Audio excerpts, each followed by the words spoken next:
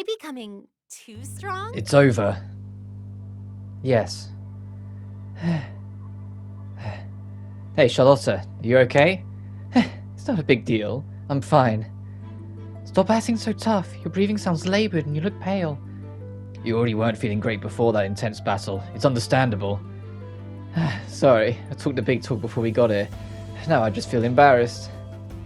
Well, don't let it get to you. Not everyone could be amazing all the time. In any case, we should leave now. If the Ravens show up, we might not stand a chance. Yes, Charlotta, that's okay, right? Not much of a choice, huh? Okay, let's... Wait, someone's here. I really don't want another battle.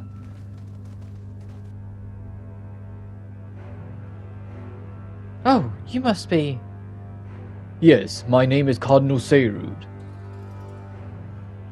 So, you were the ones who defeated Corberia.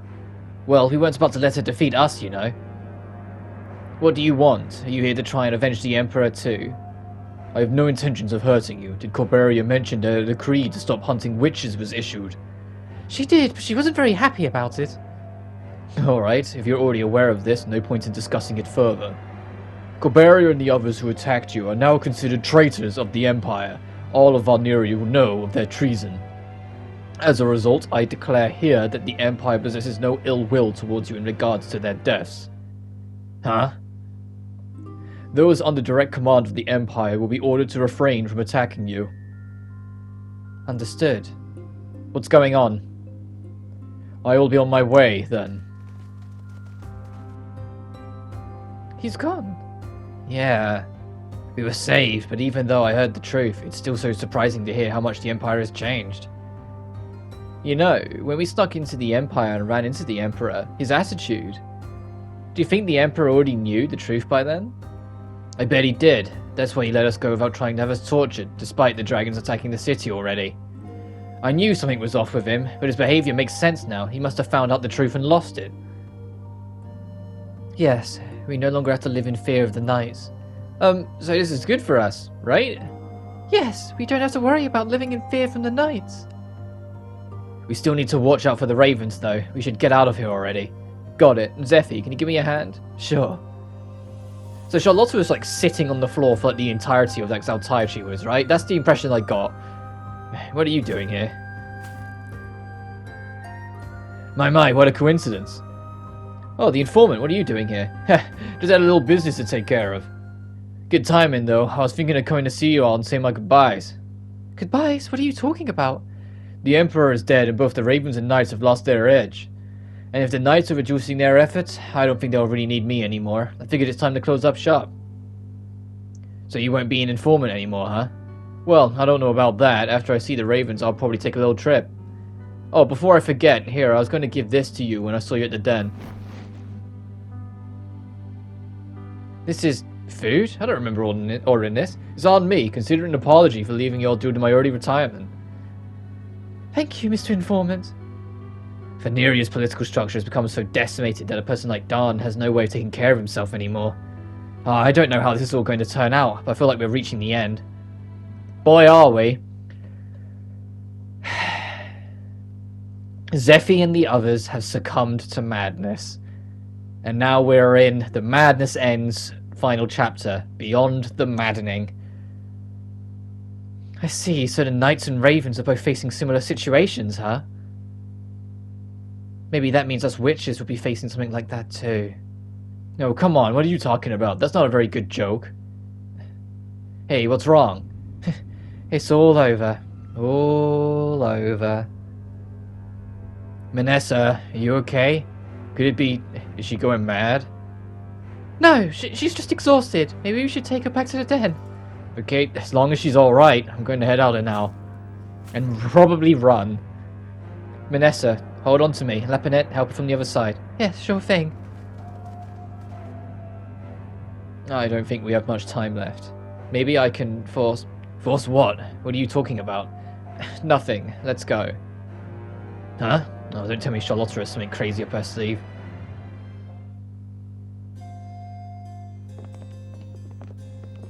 It's only going to get worse from here.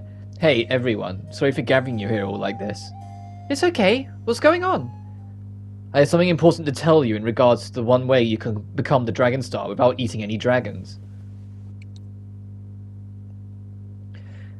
And just how does one do that? My blood. I'm an incarnation of Varnir. If you drink my blood, you'll become a dragon almost immediately. Not only that, but you'd also be able to keep a level of intelligence second to none. I see. So all we have to do is maintain ourselves. That's right. You've noticed that you've all begun to unravel, haven't you? At this rate, no one will be able to become the Dragon Star. Everyone will die in vain.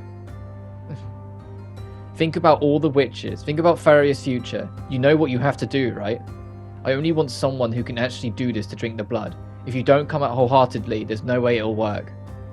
Forget about me, please. Don't force yourself to become the Dragon Star. I don't want to lose anyone else. Faria. After Faria saying that, I'm sure no one will volunteer right away. Oh. Are you going to drink it? If you want to give it a shot, now's the time. I won't stop you. Hey, Karikaru, don't. You haven't been eating that much dragon meat lately. You just craved the blood. There's no way you'd be able to sustain yourself under those circumstances. Sorry, it just looks so delicious. I couldn't help it. Karikaru. We're all at our limits. I don't want anyone to unravel any more than they already have. Hey, Charlotta. I've made up my mind. I'm going to take the blood. What are you talking about? Someone has to do it, right? Let it be me. I'll be the next Dragon Star. Listen, you're only half witch. There's no way you can be the Dragon Star. What? Really? Yes, really. It's not even worth making the attempt. The chance is way too low. Naruto was half witch too. She was? Probably why she died so quickly. That's new information. When was what? When was that discussed? This is so grim. Anyway, so no one else wants to volunteer. I understand that none of you want to make that decision so quickly, but I can't wait any longer. Tomorrow, we're going to the place where someone will need to become the Dragon Star. You'll have to make a decision by then. You notice how Charlotte is getting colder now she knows that we're all starting to unravel. We need to do something while everyone still has a sound mind. It might be too late if we keep waiting.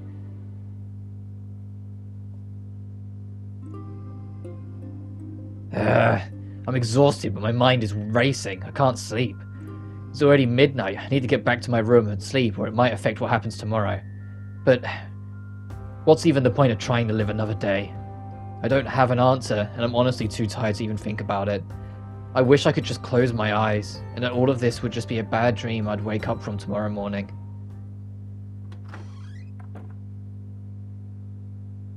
I think I dozed off. What was that? Am I hearing things?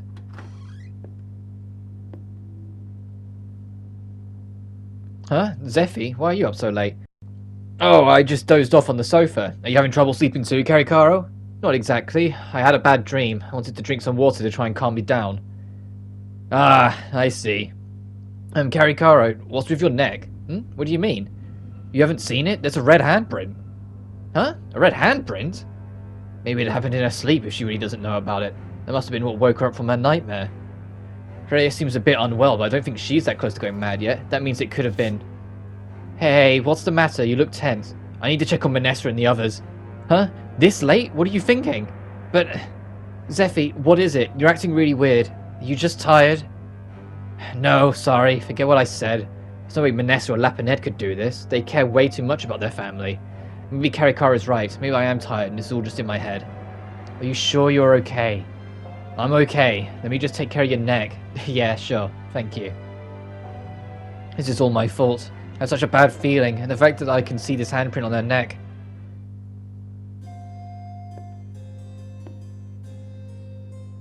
Is everyone ready? Yeah, we're ready. Let's get going. Okay.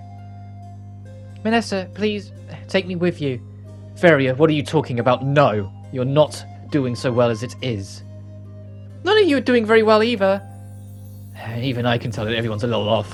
I'm sure Feria senses it too. Hey, why can't we take Feria this time? If she's going to be at the den all alone, we can't protect her if something happens. If she comes, at least we can be there for her. You're saying that because you're not doing so well. We should probably keep an eye on her, is that right? She's doing a little better now, but I guess there's still a chance she can get worse. I'm a little worried to leave her behind now. Everyone. Yeah, let's take her. Fine. If you're also adamant about it, I won't object anymore. Vanessa, sorry, I don't mean to act rude. I know you're just watching out for me. It's okay. It'll be okay, Faria. No matter what happens, I'll be here for you. Yeah, thank you, Zephy. Let's get going. And on that note, welcome to part 23 of Dragonstar Varnir's Madness route, the penultimate video of said route. We've got the optional fights in the third Star Temple to do today before we really persevere into the final piece of the puzzle that makes this madness ending as miserable as it is. As I mentioned in the last video, we do actually have to go into the Holy Cave, which is the deeper part of the Sanctuary Cave, but we will not be going into the Star's Womb, the true final dungeon of the game. Because of the Madness route, it ends after the Holy Cave, which is why I said Bendiker is kind of the final boss, because when you get to the Holy Cave, you fight the boss of the Holy Cave, but it's supposed to be like the boss along the way to the main event, so it's piss easy. But we got the optional fights. This first one, the biggest thing about it is that it's a bit of a glass cannon. And this was noticeable in normal, but you really feel it in hard. This thing will die very quickly, and you'll see like every time we hit it, there's a big chunk that comes off. But it will hit us equally very quickly. Don't have people on the same row no matter what, otherwise it will wipe them all out in one go. Just get into the assumption that there's a good chance once per turn someone's going down. Sometimes you'll get lucky, like I did there with Manessa, where she kind of just tanked it despite even taking a crit. But don't take that as like the off, not the consistent. And what doesn't help is that, as I've said before, I never got lucky enough to pick up attack crush. So I never had the ability to lower its damage dealing on us. I just didn't pick it up on this playthrough. I completely forgot it existed until I went back on my main save and I was like, hang on a minute, I picked this up on my main save, where is it? Ready? But more so, like I said last part, and I said that, like, I did like all of these groups of videos at this last stretch of the game in one session, and because of how much I care about these characters, my headspace just continued to dip as I went through it. You're gonna start to notice that, not only in this boss fight, but in the next one as well, where my mood, where it's just consistently lowered and lowered because people I care about, fictional or otherwise, are getting worse and worse. It's just, as I mentioned last video at length, it's just me. I'm an overly empathetic person to fictional characters for some stupid reason, and it ends up really having an effect on me when characters I really care about have bad things happen to them, especially if it's my fault. Because the Madness route, you have to choose to do it. But anyway, I'm getting off topic. The point is, you're going to start noticing it more and more in my gameplay that I use blunter and less creative strategies. I just do what works and start powering through things without as much care because of where my headspace slowly starts to go. So if you're watching this and it's like, why is Rob not doing X, Y, and Z? Why is he just doing this? What's he hoping for it? It's because my head's not in it. And then you'll notice it more next time, because we still go through the Holy Cave, and I still show off every unique encounter we go through, but you'll see it's more, I go like by the motions, and it's like if there's an enemy that we have encountered before, instead of just fighting it off screen, and like just cutting it out and fighting it like I usually do, I just swerve it, so I'm like, look, there's not much left, and I don't want to be in this ending any longer than I need to be, so I show off all the unique encounters, and then just swerve everything else to get to the end, because I know, looking at my levels, I am drastically over-leveled for the end game anyway because of all the optional stuff I've been doing along the way. And when you also count the extra fights we did with the 3 kids, we're really bumped up in level. To use the comparison of my initial very, very first playthrough that I did way back when I got to this point in the game on my blind playthrough like 2 odd years ago, I was like level 45 across the party. This team is not level 45 across the group. They're closer to 60 now, I think. Wait, it'll pop up near the end, but you'll see. They're a lot higher of a level than they have any real right to be, which also is kind of a testament to how much of a stat boost all the enemies get in hard mode, that this guy is still so much of a trouble, despite the fact I can say in confidence we're over-leveled.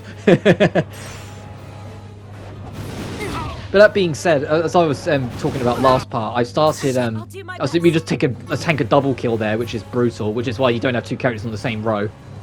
But, you know, I started, like, going to clean up the very last of the trophies, because the only reason why I never pushed for, like, the final completion to get the Platinum Trophy is because of do the normal ending and do the madness ending were just hovering there. Like, doing the hard mode, it's like, yeah, I'll go back and do that eventually, I'm sure. And the other miscellaneous, like, I've, last night, like, in between yesterday's part and today's part, I made my 100th elixir on my main save to get that trophy. So the only trophy I'm missing now is, get to level 99. Which I might do on a New Game Plus run. Now, I've been doing a bit of research and made a few interesting discoveries on New Game Plus. Like, I'm gonna do it. Like, I showcase it a little bit in the normal route playthrough, but not much, because I haven't really recorded it yet. But I wanted to show off what New Game Plus really entails, and I used the Madness route when we finished to showcase it. When you go into New Game Plus, all the normal encounters and mini-bosses in the game are replaced with slightly later in the game enemies. So the general difficulty of the game is slightly higher to compensate for the fact you're rolling in at like level 60. It's like the very first enemy you fight in the game isn't like this basic enemy that can't do anything to you. It's actually a pretty sizable threat from like dungeon, like area 4, from like the first Star Temple or the first Wilderness. And I was like, oh, okay, that's cool, kind of cool. Which is a nice attention to detail for how much of a non-budget this game had. The fact that they actually did something with New Game Plus is pretty cool.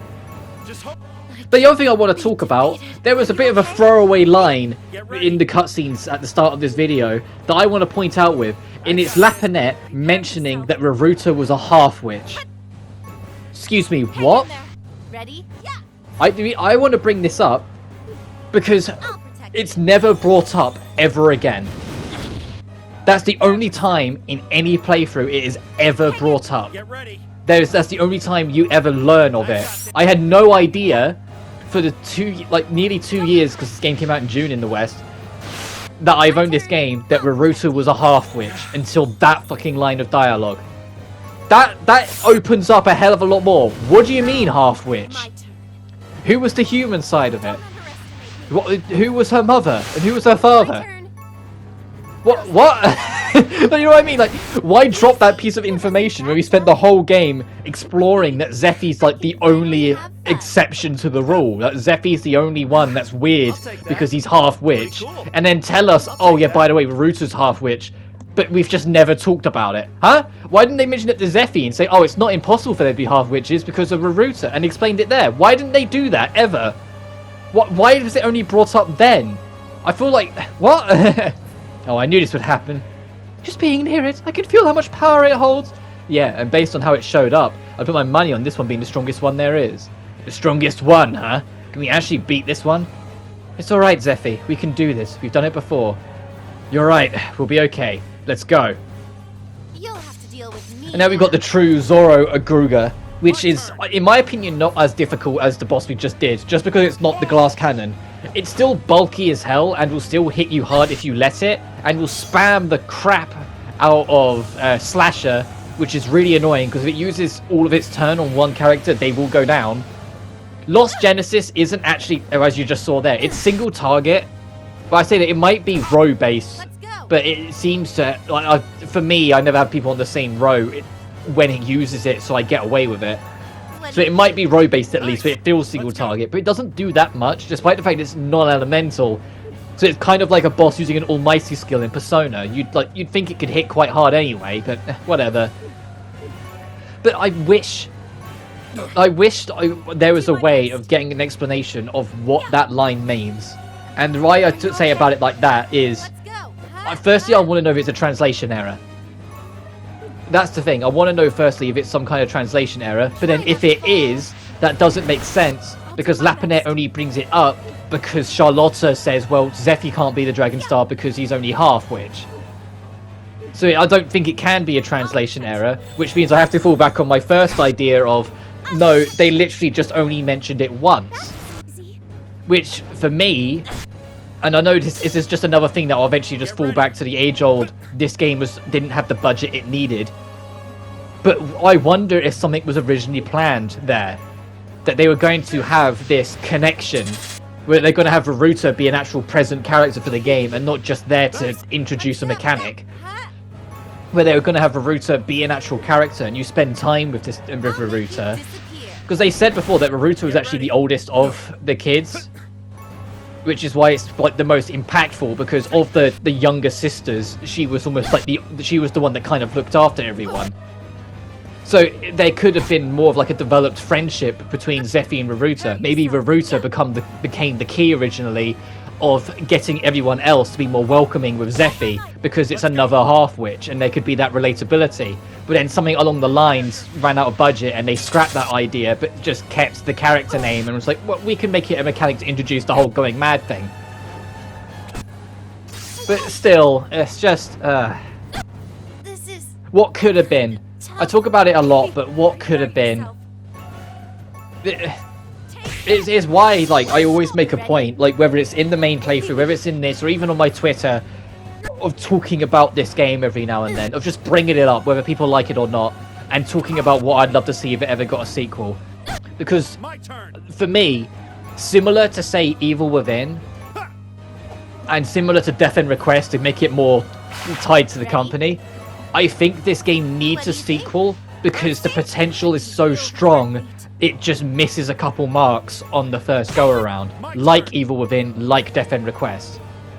As if you guys recall, when I originally covered Death End Request 1, I said quite openly it's actually one of my least favourite Idea Factory games. Yes, like, it's grown on me more as time's gone on, because I've got a better understanding of what it's trying to do with its story and better understanding where it's going, but the game still has a lot of flaws. And so I criticised it as such in the first one, but I absolutely adored the second, so much so I did 4 goddamn playthroughs of it in the space of a month. Well, in the space of a couple months to be more forgiving on time, I suppose. But my point stands, like, Death End 2 is exactly what it needed to be to make the most of the ideas the first one set up. And the same with Evil Within, when I eventually do Evil Within 2, even though it's forever ago, if you can eventually start comparing it to the original playthrough I did of the first one, when we get to the second, you'll see the night and day difference of just how much of a superior game the sequel is. That it commits and executes so much better the ideas the original established. I'll do my best. And Dragonstar, I feel, really needs that kind of treatment. It needs a sequel more to just show what it could actually be capable of, instead of it being what it is currently. Let's go. And I mean, I should never give up hope. It's one of those things, like, the original Mary Skelter didn't do that well and kind of faded a little bit, but now it's got 2 sequels. Like, there's always a chance that something will get, like, a second surge and come back. But I'm also, like, not... As much as I love this game, and it's one of my top 5 favourite games of the last generation, and the more I play through it, the more I just continue to love it more and more and find more little cool things. I'm like, wow, that's really nice, and just... I enjoy it every time a little bit more than the last. It doesn't change the fact that, to the general public, this game is criticised to hell because of a lot of its lack of budget. What do you think? A lot of criticisms do point out the fact that it was pretty ambitious, especially for Idea Factory, but they couldn't do much with it because they just didn't have the budget and resources they also needed to make the most of it. My turn. What do you think?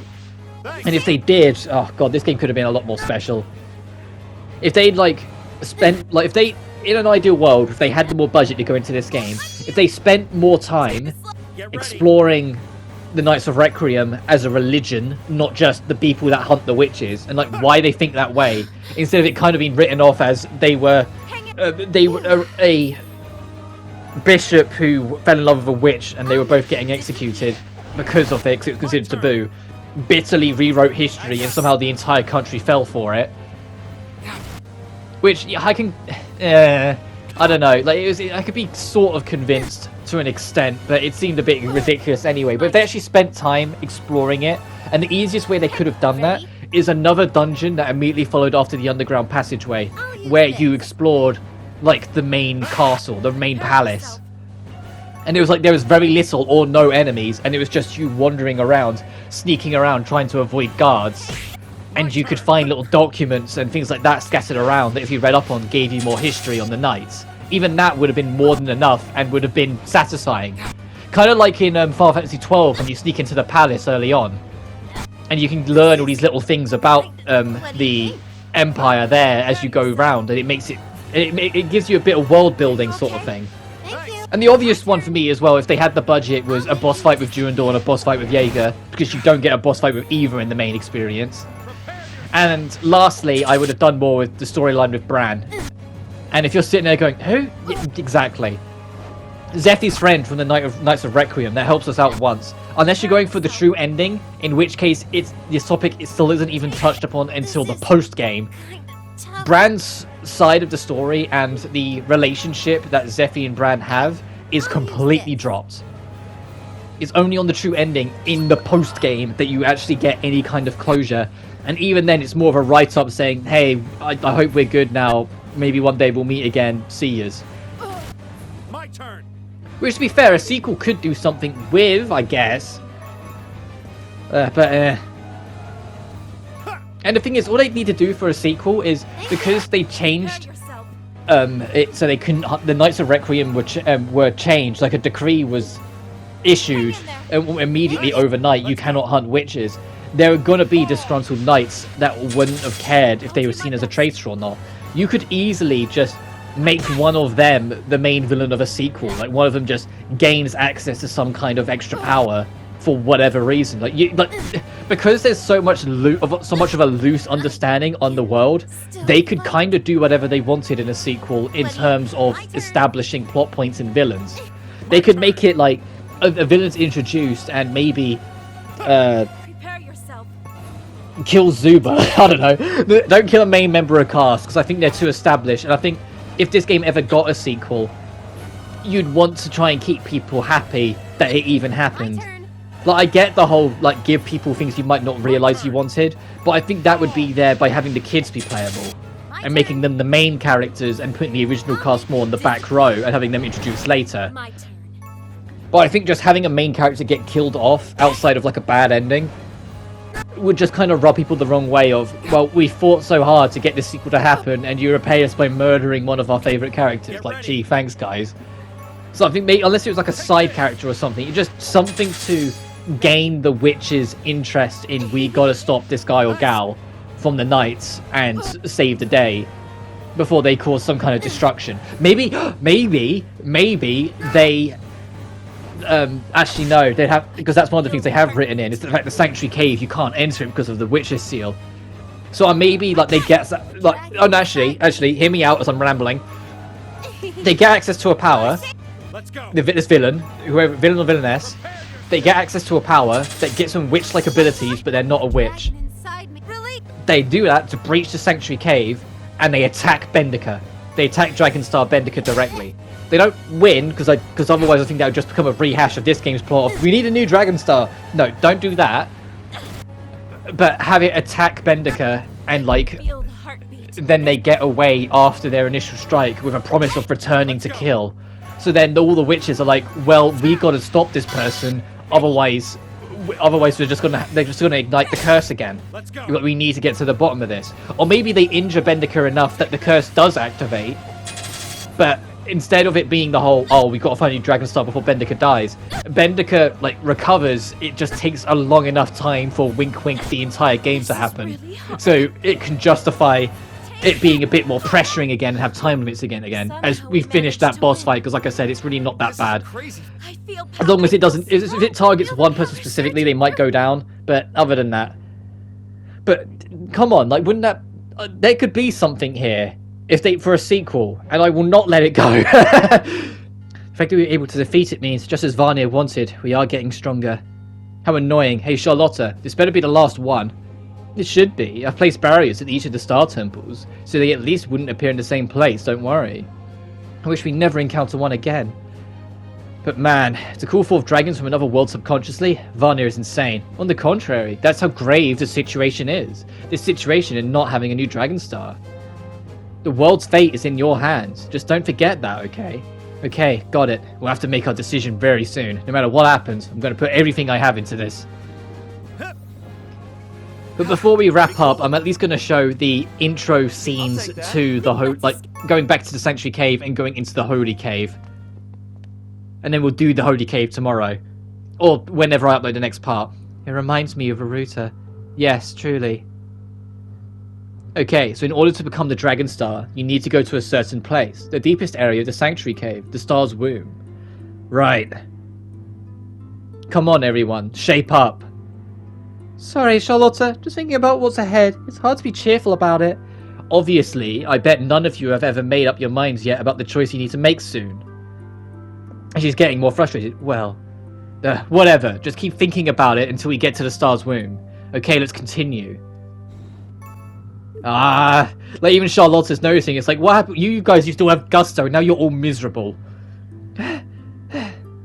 Feria, are you okay? Yeah.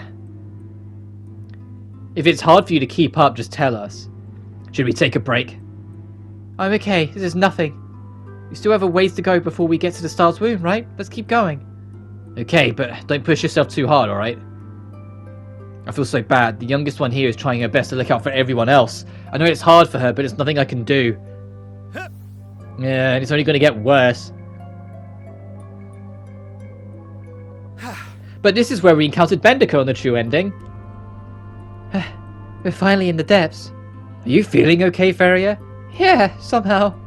Hey, your foot. Did you hurt it? You haven't been able to dodge the dragon's attacks very well, have you? I didn't notice at all. I'm sorry. I should have done a better job of protecting you. You're all making something out of nothing. This is barely a scratch. See? It's already healing up. No need to worry.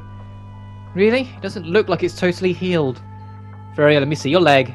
I'm fine. Come on, let's move. Feria claims she's okay, but should we really keep going? How long do you all plan on bugging her? If she says she's fine, she's fine. I hope you don't expect to stand around here until nightfall. Let's keep going. What's your deal? Don't you care? Isn't this your apprentice? You're so cold. Hey, Kerikaro.